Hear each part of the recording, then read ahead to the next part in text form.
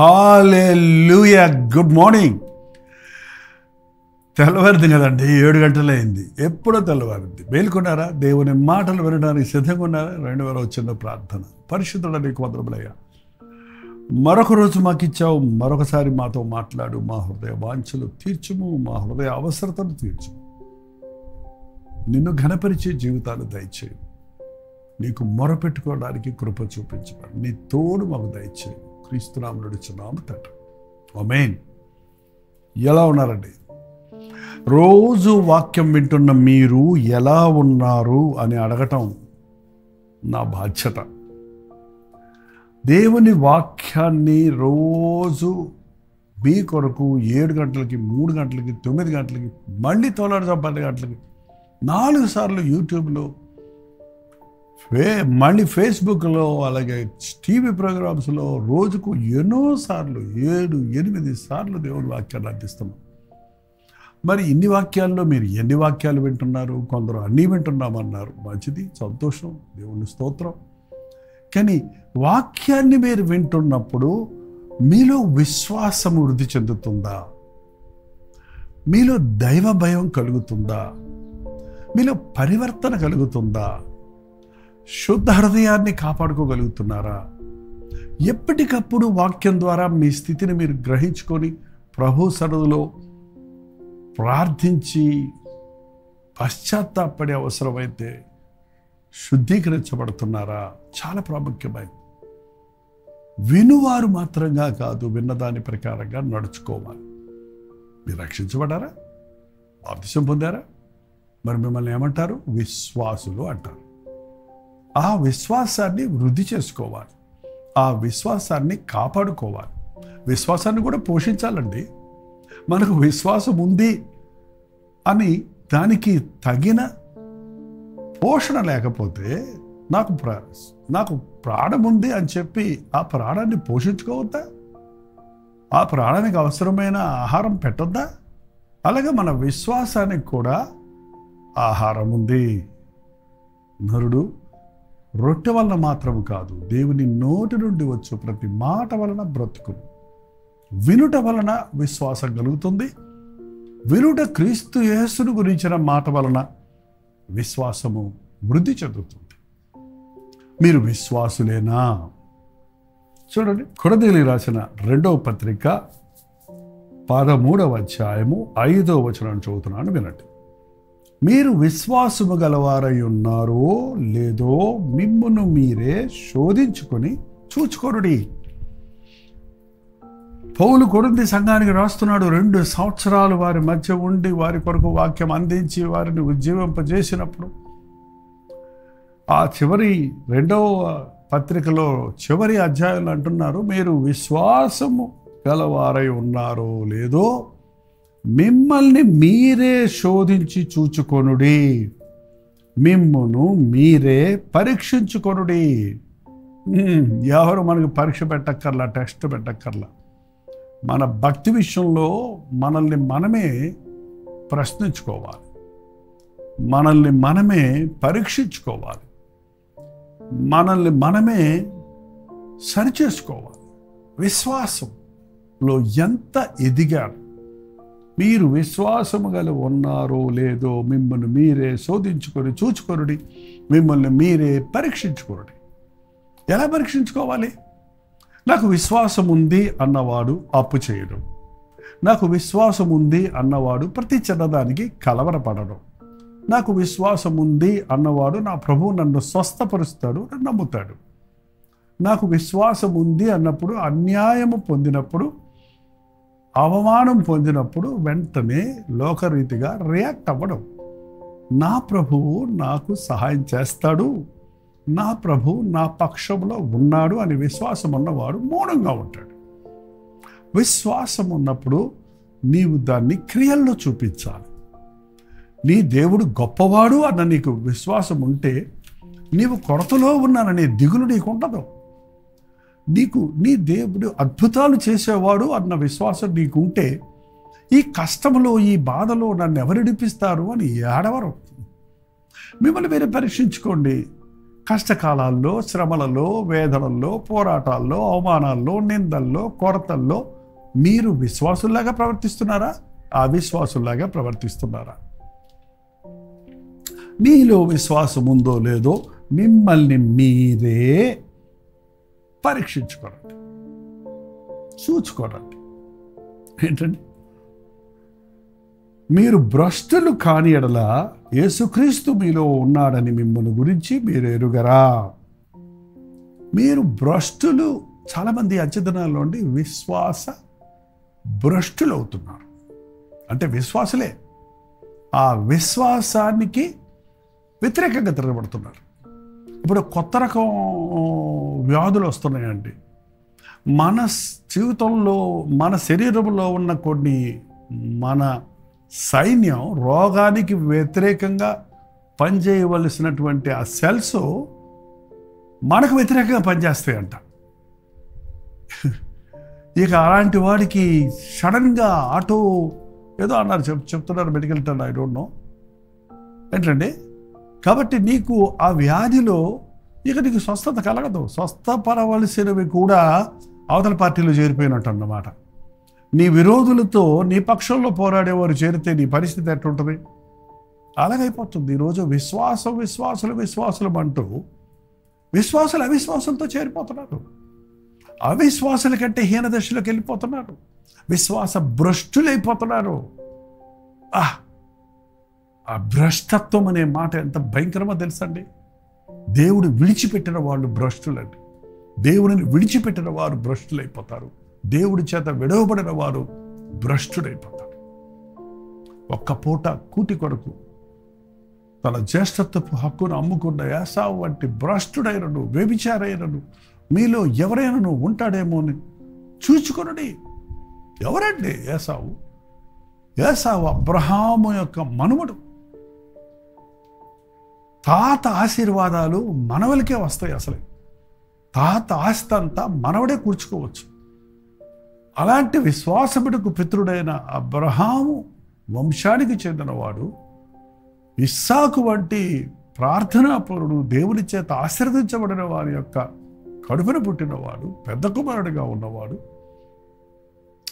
జ్యేష్ఠత్వ హక్కును యొక్క విలువను వదిలిపెట్టి, జ్యేష్ఠత్వ హక్కు అంటే అది విశ్వాసముతో స్వాధీనపరచుకోవలసిన దాన్ని విడిచిపెట్టి ఒక కంటి కనబడే కూటి కొరకు తన జ్యేష్ఠత్వ హక్కును అమ్ముకున్నాడు. ఇవాళ విశ్వాసులు అలాగే భ్రష్టులైపోతున్నారు. విశ్వాసులు లోకంలో ఉన్న మనుషుల మెప్పుల కొరకు, లోకంలో ఉన్న మనుషులను సంతోషపెట్టు కొరకు, ప్రభుత్వాలు ఇచ్చేటువంటి రాయితీల కొరకు కక్కుర్తిపడి ఈ రోజున వారు విశ్వాస భ్రష్టులైపోతున్నారు. మేము క్రైస్తవులం కావనడానికి ఎటువంటి సందేహం లేకుండా యేసు ప్రభువును వదిలిపెడుతున్నారండి. ఎంతమంది ఈరోజు బహిరంగంగా ప్రభువును తృణీకరిస్తున్నారు. మరి ఎంతమంది ఈరోజు విశ్వాసులమని చెబుతూనే అంతరంగంలో ఏ మాత్రము విశ్వాసం మీద పనిచేయక, విశ్వాసం కలవారిగా ప్రవర్తించకుండా అవిశ్వాసుల కంటే నీచ స్థితికి దిగజారిపోతున్నారు. పరీక్షించుకోండి. స్లో పాయిజన్ లాగా మీ విశ్వాసం రోజు రోజుకి అవిశ్వాసంగా మారిపోతుందేమో. కొంచెం దేవునికి దూరం అయిపోతున్నారేమో. అందుకే దేవుని వాక్యం మండుతున్న ఒత్తిని ఎగదోసేవాళ్ళండి పూర్వకాలం. ప్రమిదల్లో, దీపాల్లో ఆ దీపం వెలిగాక ఒత్తిని కొంచెం మళ్ళీ ఎత్తాలి పైకి. అలాగా రోజు మీ విశ్వాసం ఆరిపోకుండా దేవుని వాక్యముతో మిమ్మల్ని రగులు కలుపుతున్నాం, మిమ్మల్ని ప్రేరేపిస్తున్నాం. ఎంతమంది మిమ్మల్ని మీరు పరీక్షించుకుంటున్నారు? ఎక్కడైనా నాలో అవిశ్వాసపు ఆలోచన వచ్చిందా? ఎక్కడైనా నాలో అవిశ్వాసపు స్వభావం కనపడుతుందా అని మిమ్మల్ని మీరే పరీక్షించుకోనండి. విశ్వాస భ్రష్టులు కాకుండా చూసుకోండి. మీరు భ్రష్టులు కాని ఎడల యేసుక్రీస్తు మీలో ఉన్నాడని మిమ్మల్ని గురించి మీరే ఎరుగుదురు కదా. క్రీస్తు నీలో ఉన్నాడా? క్రీస్తు లేనివాడు భ్రష్టుడండి, శాపగ్రస్తుడు. క్రీస్తు ఆత్మ లేనివాడు శాపగ్రస్తుడు. యేసును నమ్మి ఆయన్ని మరలా వదిలిపెట్టిన వారు విశ్వాస భ్రష్టులు. మిమ్మల్ని మీరే పరిశీలించుకోనండి. ఇంకేమన్నాడు చూడండి, మిమ్మల్ని మీరే గురించి, మీ యేసుక్రీస్తు మీలో ఉన్నాడని మిమ్మల్ని గురించి మీరే ఎరుగరా మీరు భ్రష్టులు కామని మీరు తెలుసుకొందురని నిరీక్షించుచున్నాను. మీరు ఏ దుష్కార్యమైనను చేయకుండా వల్లని దేవుడిని ప్రార్థించుచున్నాను.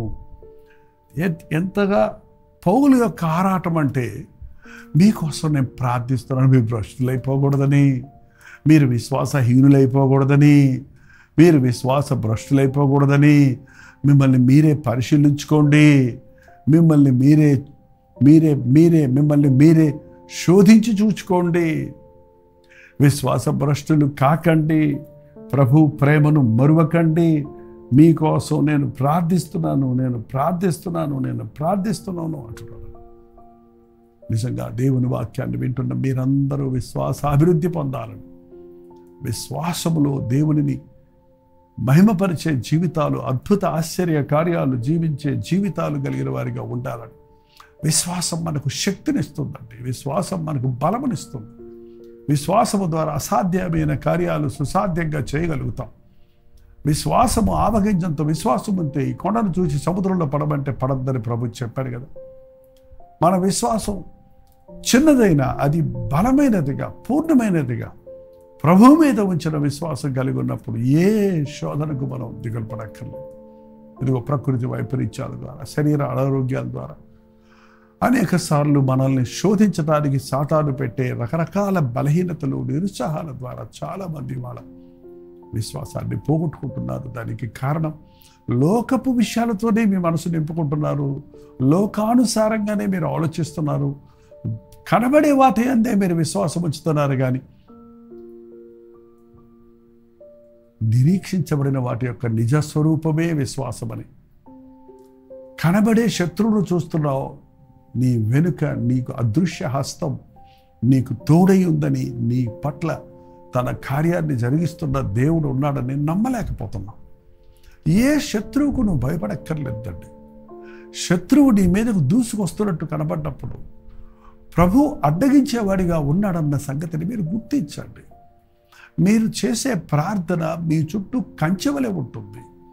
మీరు ప్రభు అయిన యేసుక్రీస్తు శిలువయందు ఉంచిన విశ్వాసం మీకు యేసుక్రీస్తు రక్త కవచంగా ఉంటుందండి. చాలామంది గొప్పవాళ్ళు, విఐపీస్ బుల్లెట్ ప్రూఫ్ జాకెట్స్ వేసుకుంటారు, బుల్లెట్ ప్రూఫ్ కార్స్లో వెళ్తారు. కారణం, ఎవడైనా వారి గురిపెట్టి కాల్చినా అది వారికి హాని కలగకుండా ఉండడానికి. అలాగే మనకి యేసుక్రీస్తు రక్తం అనే కవచం మన చుట్టూ ఉన్నప్పుడు, ఆయన రక్త ప్రభావంలో ఉన్నప్పుడు దుష్టుడి బాణాలను ఆర్పివేయగలుగుతాం.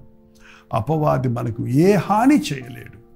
నీవు విశ్వసిస్తే నీవు అద్భుతాలు చూస్తావు. నీ పక్కన 1000 మంది పడ్డా, నీ కుడి పక్కన 10,000 మంది పడ్డా ఏ అపాయము నీకు రాదు. వాక్యాన్ని ఎంత చదివితే, వాగ్దానాలు ఎంత నమ్మితే అంతగా మనం విశ్వాసంలో వృద్ధి చెందుతాం. అప్పుడప్పుడు ఆగి మీరు విశ్వాసములో ఎలా ఉన్నారన్నది మిమ్మల్ని మీరే పరీక్షించుకొని, సరిలేరనుకుంటే పశ్చాత్తాపడి మరొకసారి ప్రభువును శక్తితో నింపబడండి. ఫ్యూయల్ అయిపోయిందని మనం కారులో ఆ రెడ్ సిగ్నల్ చూడగానే పోయి పెట్రోల్ కొట్టించుకుంటున్నారు కదా. అలాగే మన జీవితాల్లో ఆధ్యాత్మికంగా బలహీనుడవుతున్నాను, విశ్వాసములో నేను బలహీనునయ్యాన్ని గ్రహించినప్పుడు వాక్యాన్ని పఠించి మోకాళ్ళుని ప్రార్థించి దేవుని సన్నిధిలో కనిపెడితే విశ్వాసమున కర్త అయిన ప్రభు మనల్ని బలపరుస్తాడు. ప్రార్థన. పరిశుద్ధుడ, ప్రేమగల తండ్రి, ఈ సమయంలో ఈ అంచెదినములలో విశ్వాసమును మనుష్య కుమారుడు కనుగొనగలడా అని చెప్పిన దినముల్లో మేము ఉండగా, విజ్ఞానం పెరిగే కొద్దీ విశ్వాసం క్షీణించిపోతున్న స్థితిని, ప్రతిదీ మానవ లెక్కలతోనే ముగిస్తుంటూ విశ్వాసముతో పనిచేయని స్థితిలో మేము ఉంటుండగా, యేసు వైపు చూచువారిగా విశ్వాస భ్రష్టులము కాకుండా మా జీవితములో ఎంతగా మేము నిన్ను నమ్ముతున్నామో, నీ యందు నిరీక్షణ ఉంచి ఉన్నామో అని మమ్మల్ని మేము పరిశోధించుకున్నటకు పశ్చాత్తాపడుటకు మరొక్కసారి నీ పాదాలు పట్టుకొని నీ సన్నిధిలో గడిపి విశ్వాసాభివృద్ధి పొంది జయశీలుగా జీవించుటకు మా ఒక్కొక్కరికి సహాయం చేయమని క్రీస్తు నామములో అడుగుచున్నాను తండ్రి. ఆమేన్. మన తండ్రి అయిన దేవుని యొక్క ప్రేమయు, కుమారుడైన క్రీస్తు యొక్క కృపయు, ఆదరణకర్త అయిన పరిశుద్ధాత్మ యొక్క సహవాసమును కూడి వచ్చిన మనందరికీ ఇప్పుడును సదాకాలం తోడయుండును గాక. ఆమేన్.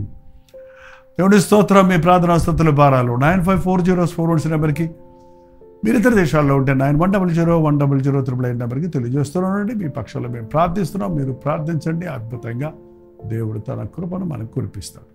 తెలుగు, తమిళ, హిందీ, మలయాళం, బెంగాలీ, ఒరియా 6 భాషల్లో టెలివిజన్ ప్రోగ్రామ్స్ కూడా అందిస్తూ ఉన్నాం. 50% ఆఫ్ ఇండియన్స్కి ఇంకా స్మార్ట్ ఫోన్లు లేవు, యూట్యూబ్లో చూడలేరు. కాబట్టి వారిని కూడా రీచ్ చేయడానికి దేవుని వాక్యాన్ని టెలివిజన్ ద్వారా గత 20 సంవత్సరాలుగా కొనసాగిస్తూనే ఉన్నాం. ఈ పరిచర్యల కొరకు ప్రార్థించండి. టెలివిజన్ పరిచర్య ఎంతో వ్యయ ప్రయాసములతో కూడింది కనుక ప్రభువులు ప్రేరేపిస్తే మీ విరాళాలు పంపి ఆ పరిచర్యలో పాలుభాగస్తున్నామండి. జయపాల్ ఫౌండేషన్స్ QR కోడ్ మీకు ఇవ్వబడుతుంది. మరి గూగుల్ పే, ఫోన్పే చేయాలనుకున్నప్పుడు కూడా నెంబర్లు మీకు ఇవ్వబడుతున్నాయి. కొన్నిసార్లు అవి పనిచేయటం లేదని మీరు తెలియజేస్తున్నారు. ఆ విషయాలు 8939393939 నెంబర్కి మీరు కాల్ చేస్తే మరిన్ని వివరాలు మీకు తెలియజేస్తాను. ప్రభుత్వమైతే మధ్యాహ్నం 3 గంటలకు హెచ్చరిక, అలాగే రాత్రి 9 గంటలకి కల్వరి ప్రతిధ్వని లైవ్లో జూమ్లో మళ్ళీ కలుసుకుందాం. అంతవరకు దేవుని మహాకృప మీకు తోడేను గాక.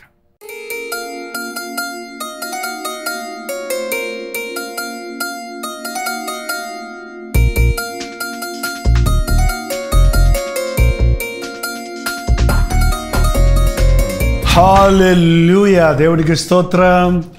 రాజమండ్రి పరిసర ప్రాంతాల్లో ఉన్న వారికి శుభవార్త. చాలా కాలమైంది రాజమండ్రి రారా అని మీరు అనేకులు అడుగుతున్నందున, రాజమండ్రి చుట్టుపక్కల ప్రాంతాల్లో ఉన్న మీకందరికీ అనుకూలంగా ఉంటున్నందున ప్రభుత్వమైతే సెప్టెంబర్ 16వ తారీఖు 1 డే గెట్ టుగెదర్ను మీ కొరకు రాజమండ్రిలో సూర్య గార్డెన్స్లో ఏర్పాటు చేస్తున్నాం. రండి. ముఖాముఖిగా మిమ్మల్ని చూడడానికి, వ్యక్తిగతంగా మీకోసం ప్రార్థన చేయడానికి కూడా అవకాశం కలుగు చేయండి. దేవుని వాక్యాన్ని ధ్యానిద్దాం, ఆయన్ని ఆరాధిద్దాం, ఆధ్యాత్మికంగా దీవించబడదాం. మధ్యాహ్నం 2 గంటల నుంచి 6 గంటల వరకు, 6 గంటల నుంచి 10 గంటల వరకు 2 సెషన్స్ ఉంటాయి. మీరు 2 సెషన్లో ఉండగలిగితే చాలా సంతోషం. లేక ఏది మీకు అనుకూలమో ఆ సెషన్కు హాజరై ఆధ్యాత్మికంగా ఉజ్జీవించబడండి. చిరునామా గమనించండి. Surya gardens function hall, Jawaharlal Nehru road, Rajahmundry. ఇంకా విషయమే మీకు వివరాలు కావాలంటే 9884707779 లేక 9884807779 అనే నెంబర్లకు మీరు కాల్ చేయండి, లేకపోతే వాట్సాప్ పెట్టండి. 954041 నెంబర్కి కూడా మీరు వాట్సాప్ మెసేజ్ పెట్టవచ్చు. తప్పకుండా మీకు వివరాలు తెలియజేయబడతాయి. మీ స్నేహితుల్ని, బంధువుల్ని కూడా పిలుచుకోండి. రాజమండ్రి పరిసర ప్రాంతాల్లో ఉన్న మీరందరూ వస్తారని ఎంతో ఆశ ఎదురు చూస్తున్నాం. మనందరం కలిసి మన ప్రభునామాన్ని మహింపరుద్దాం. రండి, ఆశీర్వదించబడండి.